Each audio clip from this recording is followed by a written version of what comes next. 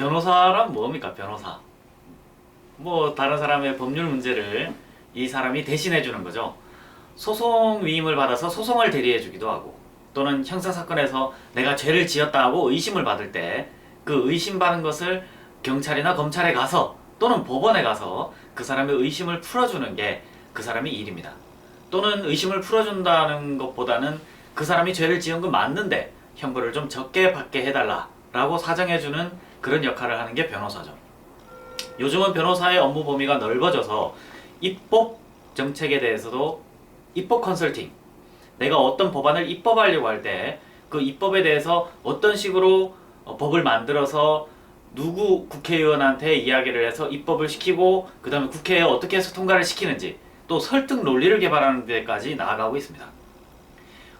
간단히 말해서 또 좀 단순한 업무로는 부동산 소개 업무도 변호사가 할 수 있죠. 등기도 변호사가 할 수 있습니다.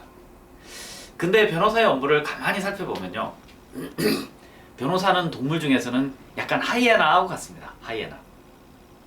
변호사한테 와가지고 이 변호사님, 우리 사업이 너무 잘 되는데 이거 어떡하죠? 이렇게 이야기하는 사람은 없습니다. 변호사님, 내가 사업을 하는 중에 이게 좀 문제가 있습니다. 이 문제를 어떻게 하면 좋을까요?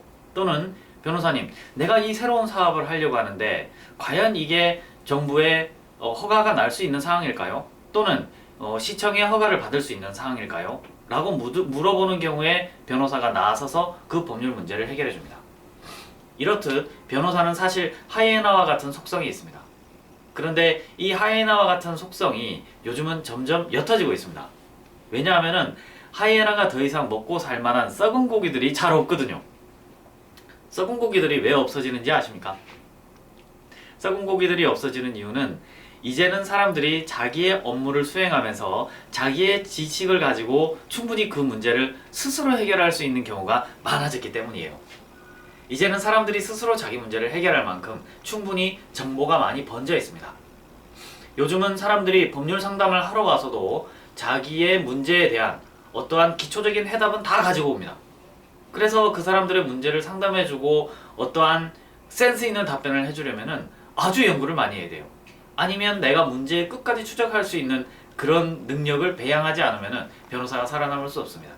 이제 변호사는 예전과 달리 문제에 대해서 좀 더 체계적으로 접근을 해야 될 뿐만 아니라 문제의 그 핵심을 집어가지고 종국적 해결, 단순히 말하면 마침표를 찍어줄 수 있는 그런 능력이 없으면 살아남을 수 없습니다. 저의 강의가 다른 변호사님들한테도 많이 도움이 될 거라고 생각하면서 제가 이런 말씀을 드리는데요. 이제 우리 변호사는 예전에 우리가 생각해왔던 것처럼 가만히 앉아서 어떤 센스 있는 뭐 하나를 탁 알려줌으로써 문제를 풀리고 이런 거는 없어졌어요. 이제는 의뢰인과 함께 열심히 뛰다가 마지막에 가서 열심히 뛰어서 종국적으로 그 사람한테 이익이 되는 어떠한 마침표를 찍어주는 데 업무가 총력을 두고 집중돼야 됩니다.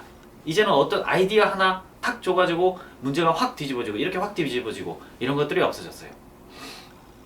정관예우도 점점 없어집니다. 없어지게 돼 있어요. 정관예우가 한 번 약발을 받을 수는 있거든요.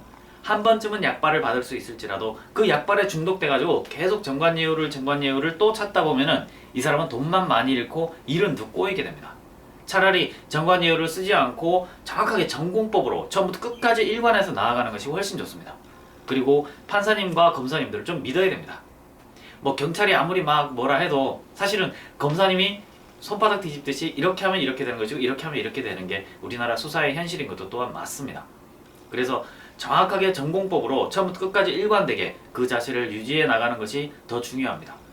그래서 우리 젊은 변호사님들은 사건을 대할 때 그 문제의 종국적인 해결, 예를 들어 명도소송이다 그러면 어떤 건물에 점유하고 있는 임차인을 내보내서 그 내보내고 난 뒤에 그 사람들을 창고업자한테 어떻게 보관을 시키며 창고에 보관된 물건을 경매시켜서 문제를 전부 다 끝낼 때까지, 돈을 다 받아낼 때까지 전국적인 마침표를 찍을 수 있는 훈련을 계속 해야 될 겁니다.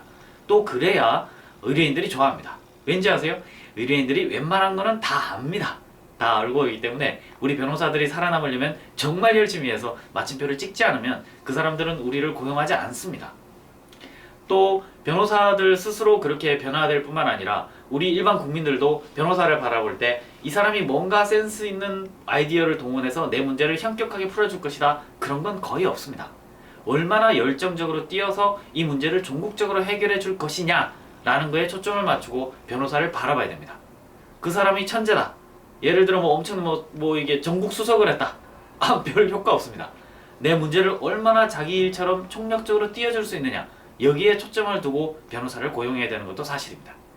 그래서 변호사를 바라볼 때 아직까지 하이에나 관점은 유효합니다. 하이에나 관점은 유효한데 그 하이에나는 배고픈 하이에나, 내 편에 선 하이에나가 되어야 됩니다. 그런 하이에나는 이미 하이에나가 아니라 표범이죠, 사실.